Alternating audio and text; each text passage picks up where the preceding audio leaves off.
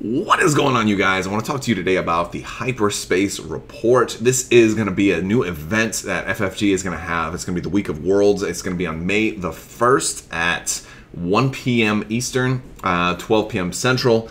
And it's going to talk about the future of all their Star Wars products. This is a really, really big deal. I'm super excited about it, and you should be too, because no matter which game you play, there's probably some major news that's going to come out for you. If they're doing a special day just to talk about all of this stuff, it's going to be a big deal. I expect them to talk about everything. Certain games will probably get covered more than others. There are some games that really are kind of overdue for some news. I think Armada's overdue for news. I think X-Wing is overdue for at least some news. I think Imperial Assault just got a bunch of news. Destiny's got a lot of news coming out already. So if there's anything new that that they haven't announced yet for your game, this is probably when it's going to happen. So Imperial Assault is, they just dropped Tyrants of Lothal on this whole other wave. So I don't think they're going to talk too much about Imperial Assault in terms of something being brand new. What I do think they're going to talk about is everything that they've already shown us, because this Hyperspace Report is probably not just for the fans. It's probably also for retailers and distributors and for the wider audience and for people who might not even be aware. So if you are already somebody who follows social media and Fantasy Flight stuff and gets updates in the forums and stuff, you've already found out about this. But if you're like a real casual person, maybe you don't even know. So that's kind of one of the things I think that they're trying to do, is just reinforce the news that's already out there. Same thing they do like at Gen Con. They're going to talk about the wave that just came out, and then they're going to also talk about what's coming in the future, and then maybe announce something for next year as well. I think that's what's going to happen here. I think they're going to talk about Tyrants of Lothal, all the the Rebels expansions, all this other stuff, and maybe they'll introduce something new, like maybe some new cards from the set, or something that will maybe we'll get more details. Like, for example, we don't know how many minis exactly, like how many Death Troopers we're going to get for sure. So it looks like we'll probably get at least 4, but maybe we'll get confirmation on exactly everything that comes in the box. So that would be something that maybe we could get. Or if they have any new kind of out-of-the-box news on Imperial Assault. Maybe they want to tell you like what's coming next, or what direction they're going in the future for it. Maybe if there's a new gameplay mode or something like that. Or they might talk about the app that comes with Imperial Assault as well. They also have Fantasy Flight Interactive, right? They're doing this Lord of the Rings CCG online. So if they have something else like that, then this would be a good time for them to announce that, especially if there's any kind of Star Wars related products that they're doing in the same vein. So that would be kind of cool. X-Wing is definitely overdue for some news. We do have Solo coming out in May, and on May the 1st, since we will be within that month, I think it's definitely fair to announce whatever they're going to do from that movie. There may be a whole new wave coming out for the Solo movie. We know that there's a new TIE fighter. We know that there's going to be new ships, and a lot of that stuff, since the merchandising happened just this past week, and now everything is kind of out there. There shouldn't be any blockages on announcing new expansions that are coming out, since all the names and everything, like the Arrestor Cruiser and all this stuff, is like public now. So that's kind of cool. But especially because of the fact that the last wave that they kind of teased for X-Wing just recently is short a Scum ship, and everybody's now thinking, well, it's got to be a Scum Falcon. It's got to be a Scum Falcon, right? Like, this is, if there's ever been a time, and there's been a lot of requests for a Scum Millennium Falcon. If there's ever been a time to do it, this would be the time, because there's just really, it seems like, I know, of course I haven't seen the movie, but it seems like there's no Rebel Alliance in this movie, so that much is exciting. I know X-Wing fans are going to be excited, but there's also the chance we might get a spoiler for something else in addition to whatever the Scum component for this next wave is going to be, because X-Wing is definitely the most successful of all of FFG's Star Wars stuff, but not only that, we usually have a lot more coming out for X-Wing, so we may get even a hint of the next wave after this one, or we may get some kind of supplemental release, like maybe if they're doing any other big ships or anything like that. I know they said at the Gamma trade show that they weren't planning on doing any other, scum, like a scum Corvette or anything like that. But if there is, maybe some kind of Aces pack or something like that, we might get that. We might get some more details on the stuff that's already been spoiled, like the T65 cards that are coming out, and how they're going to deal with that. Are they just going to errata the regular X-Wing to say T65 X-Wing, which I think is probably the easiest way to do it. But so there's all of that. There's a lot of different stuff to happen, so that's going to be fun. Let's talk about Armada. Armada is going to be exciting. So we're definitely long overdue for Armada news. Not too long overdue, but pretty long overdue. Wave 7 has been out now for a couple of months, and it's definitely time for some new news. Now, they had said at Gen Con last year that something big was coming for Armada, and it's also confirmed at the Gamma Trade Show that Wave 7 and Thrawn was not the something big. So what could possibly be bigger than Thrawn and the Chimera? That's, of course, big is one of those words in this context where you could say big as in significant or big as in size. Super Star Destroyers, for example, would be both, but my fear is that if they don't announce a Super Star Destroyer, or specifically the Executor, but if they don't, I would also be fine with certain other types, but of giant ships. If they don't announce it, then when will they? And if they do announce it, are they going to announce a Rebel counterpart? Like maybe will we see a Viscount or something like that? Or will they jump into the sequel trilogy into a Dreadnought and the Raddus, which would also be cool, but my fears in that case are that maybe there's not enough. Maybe there's not enough First Order ships to really justify like two new, and it depends how they're going to do factions too. Are they just going to make them, is it just going to be strictly good guys and bad guys, or are they going to add new factions? Because new factions would be also something big, and that could apply to any game. For example, let's say they decided to go with the Clone Wars core set.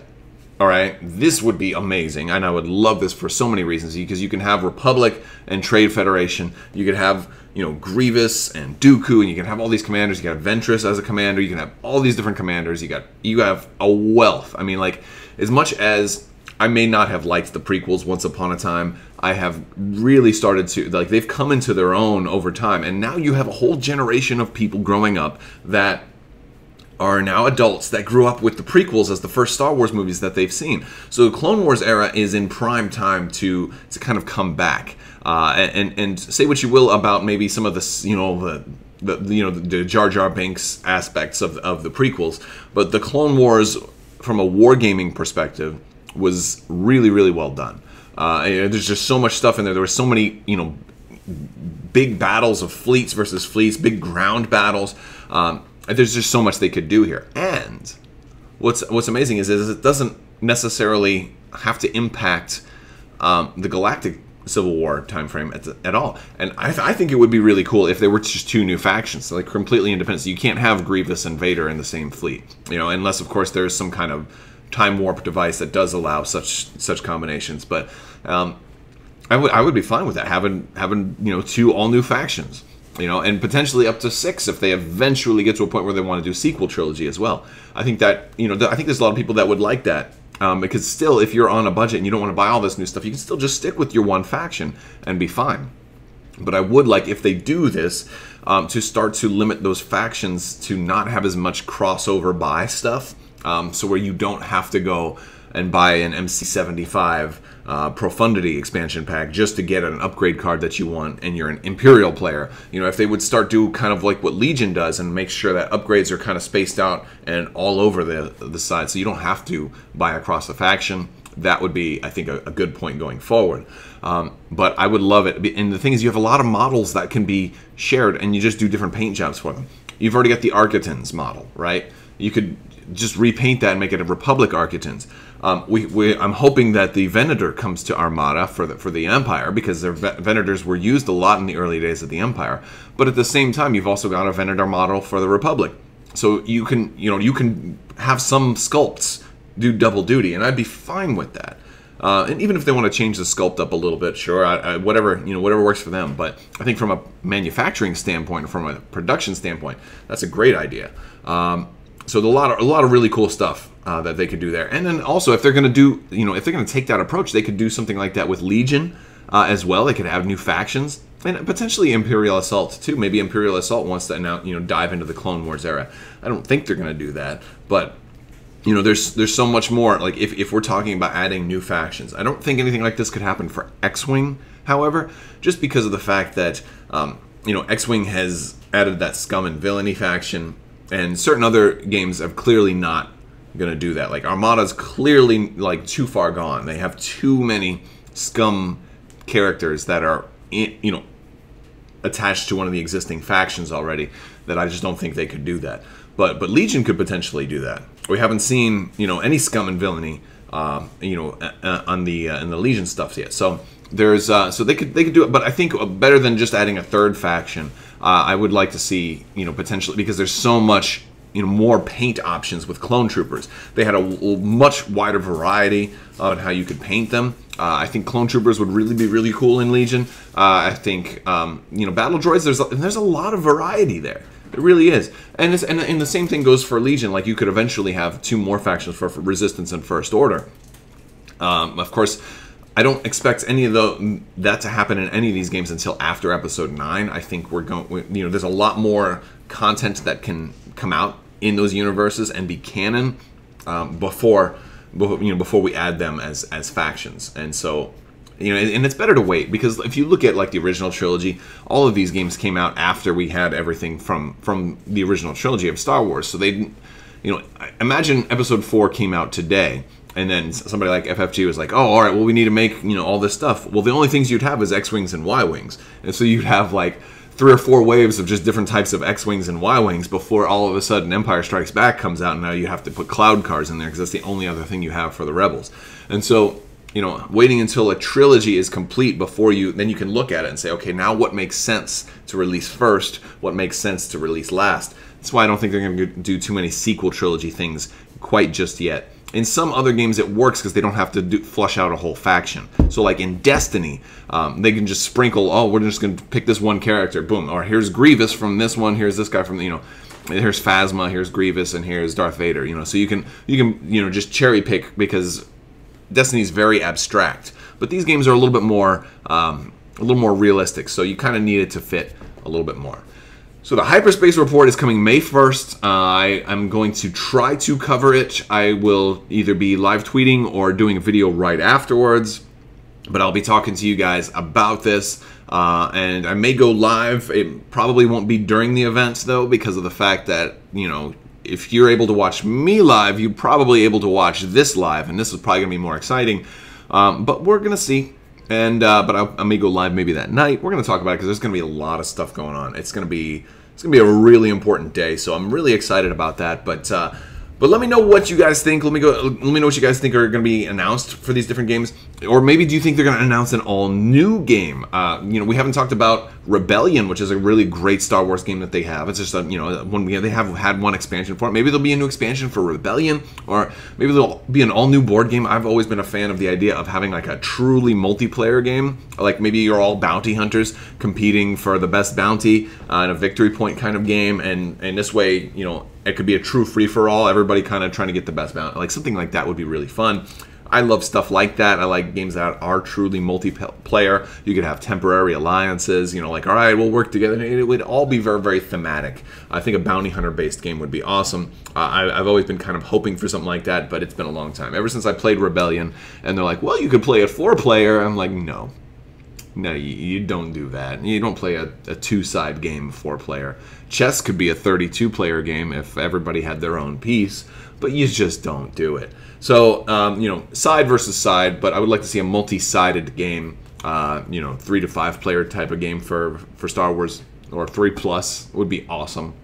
But let me know what you guys think. There is another round of the giveaway going on right now. Also, just a reminder, if you want to win a gaming expansion of your choice in the form of a $20 gift card, all you need to do to enter is to be a subscriber and leave a comment on this or one of my other videos. It's as simple as that. I will typically announce winners around the end of a video, kind of like this one. And I have these run for about a week or so at a time. So make sure you're subscribed. Make sure you click that bell for alerts so you don't miss when I publish new videos. And you'd hate for you to miss when I announce you as the winner. because that can happen. And so thank you guys so much for watching, and if you like this video, go ahead and give it a thumbs up. Let me know what you think in the comments below. Don't forget to share this with your friends, and go ahead and check out crabbok.com. Check out our Discord. Got a lot of articles over on the website, and we're hanging out in Discord quite a bit. Thank you guys so much for watching, and have a great day.